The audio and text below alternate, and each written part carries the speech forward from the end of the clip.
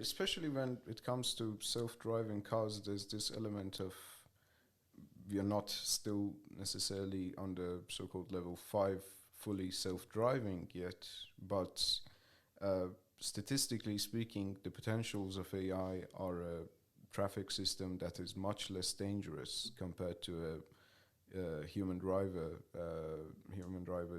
driving their cars. And yet we are, I think generally speaking, people are more skeptical towards AI and demand this sense of perfection towards it, even though using AI might improve the system even if it has imperfections. But nonetheless, do you think that, and you mentioned the complexities of that, but even if we move towards more capable AIs, how should we decide who is responsible? That's a very complex question that I'm putting in front of you. I do apologize, but yeah. That's quite hard. Yeah, yeah. I know that I also heard this argument of the self-driving cars, and then, for example, I also wonder what would happen if there's a very unexpected situation. Like, for example, many of these perhaps self-driving cars are trained. Imagine in a place like California, right, Silicon Valley, and that has a specific climate, specific, like the environment looks a specific way, and then imagine taking that system to a place that looks completely different, right? And then it could be that the car doesn't know how to recognize something well because it's not trained in that environment, and then it may perhaps like act in ways that we don't foresee, and then the question is like, who is responsible for that? And that's why I would say that we should be very, very careful. And I know that maybe we have different criteria for humans, but I also think that humans, we have, at least nowadays, much, like our intelligence is much more general than AI systems. AI systems have mostly narrow intelligence. They could be very, very good in some domains, but they are also terrible at others.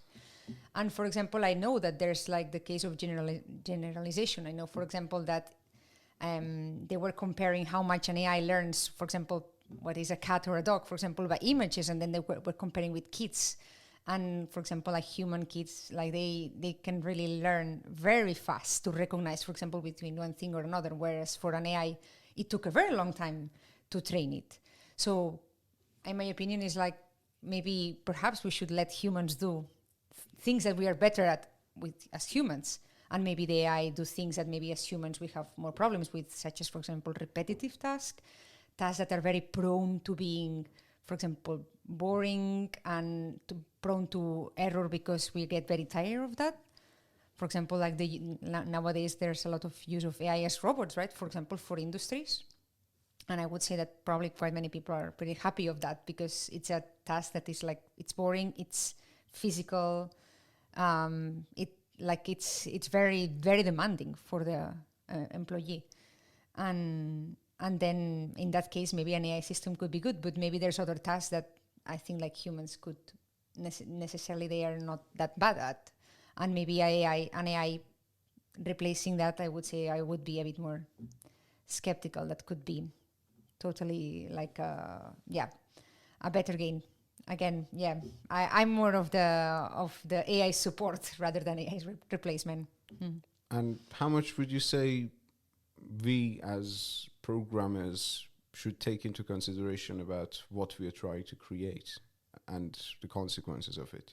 I mean, the reason I asked the question about self-driving cars is that if someone develops an AI that is a self-driving AI, should they take into consideration that I will be responsible, might be held responsible if this car crashes, or are they just developing a software for the car? For what I know, also is that many times, many developers, perhaps they're not really involved in the whole system. It's like a part of it, right? Exactly. And many times also, it's true. It's like it's hard because they don't really know many times why are they developing this. And I know, for example, there was a case some years ago with Google that many people, they were developing some kind of like facial recognition systems and they didn't know exactly why.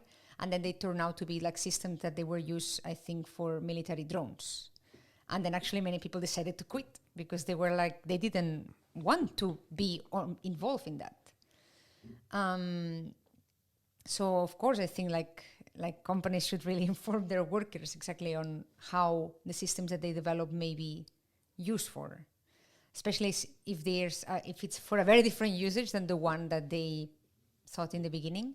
I think they maybe would like to be, of course, informed in that. But how much responsibility should we put on developers? I mean, it's hard to say. I would say that, of course, developers have a big impact because they are the ones that have a lot of impact on deciding how the system is going to be developed, how it's going to act later. But also the people, maybe the employers, like the people that actually like maybe have the company should be also the ones that have a big of a say too, and also like carry responsibility in case that there's a system not behaving as expected. So perhaps just to relieve ourselves from any responsibility, we say the companies. The company is responsible. Should be held responsible.